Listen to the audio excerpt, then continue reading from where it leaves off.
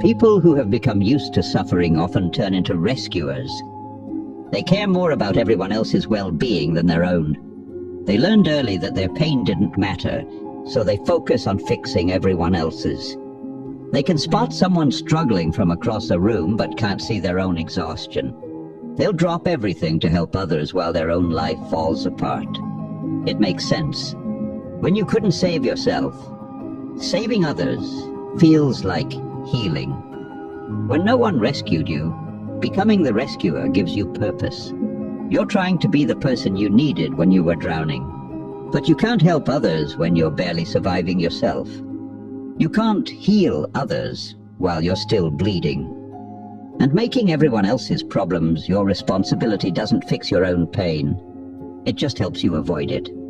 Being a rescuer feels noble, but sometimes it's just another way to suffer.